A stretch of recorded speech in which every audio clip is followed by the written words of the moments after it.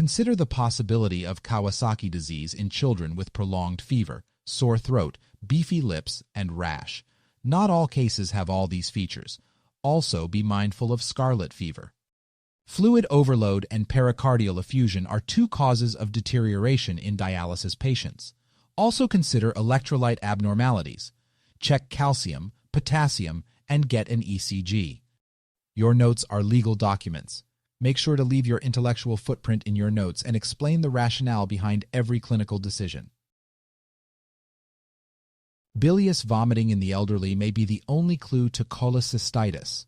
There may even be no fever and no rise in inflammatory markers. Use ultrasound liberally and familiarize yourself with sonographic features of cholecystitis and bowel obstruction. If the patient's vital signs aren't close to normal at time of discharge, always consider, maybe it's not the right time for discharge. Be particularly cautious when diagnosing institutionalized patients with simple constipation.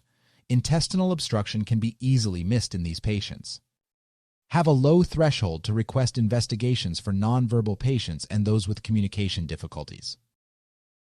Myocardial infarction, pulmonary embolism, aortic dissection, esophageal rupture, and tension pneumothorax are the most important causes of potentially fatal chest pain.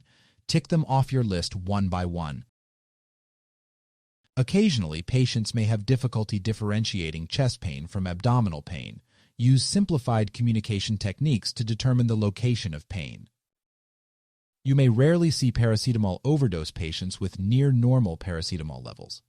Take history, check clotting and liver functions, and treat as appropriate.